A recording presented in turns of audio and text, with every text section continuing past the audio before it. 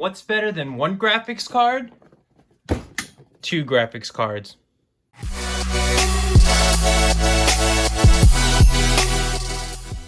Hey, what's up guys? My name is Flash from Flash Hobbies. If you haven't seen my channel, I mostly do RC, but I've gotten into the PC builds lately. I managed to get my hands on an Evga GeForce 3070 FTW3 Ultra. Wow, it's a mouthful. But anyways guys, when I bought this and I put it into my PC, it was dead on arrival. I was getting green marks on my screen. I was getting a code 43. Contacted them and they said basically they had a bad batch of cards.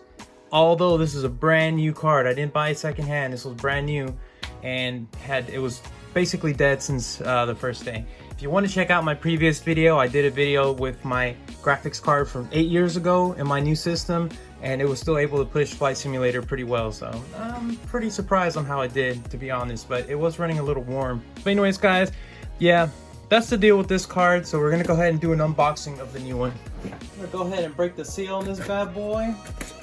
But it took them about 2 weeks to send this out to me, so essentially I've been without a card for a while because I haven't been able to use it since I got my system. Let's take a look in here. What do we get? So we get our manual here, get a EVGA sticker. That's nice. That actually wasn't in with the last one that I got. And the new card.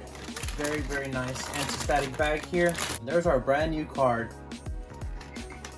And a second one. It feels so weird because I've watched so many YouTube videos, and essentially, you know, all these YouTubers have like massive stocks of 30, 70, 80, and 90s, and I never thought I'd be sitting here with two, although one doesn't work obviously, but still, there's a lot of money sitting here on the table, let me tell you. The installation for this is pretty straightforward.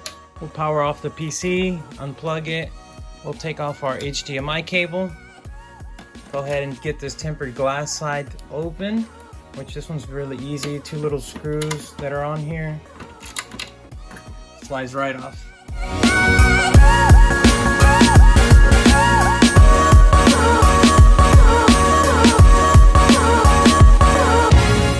So as I mentioned earlier, this is what I've been running for a good while now.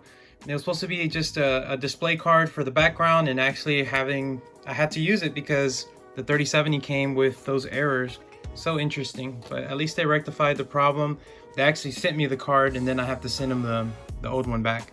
And here's our new beautiful card. Take off this plastic, of course. Just fingers crossed everything works out with this one. I don't want to wait any longer.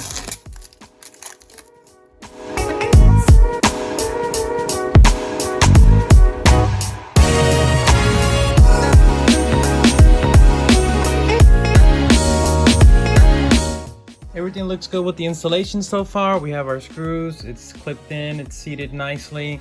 We have all of our power cables in there. Last step is to put our display port on, which I'm not sure which one it needs to go on, but I'm just gonna plug it into one of them and see what happens. And then we just have to put our power back and we'll flip it on and we'll see if it works. Well, moment of truth. The card turned on here, letting the system recognize it, and hopefully we get a post. All right, looks like we have a post. Actually, it looks like it might have recognized it. So we'll go into our device manager and let's just see what it shows. I don't see, so I was getting a exclamation mark on the display driver. Oh, here we go. NVIDIA GeForce RTX 3070. Let's go into task manager and let's check it out. And if we go into performance, oh yeah, NVIDIA GeForce RTX 3070. Nice, now we're in business. So it looks like there is a new driver. I'll go ahead and download that just to make sure we have the latest one.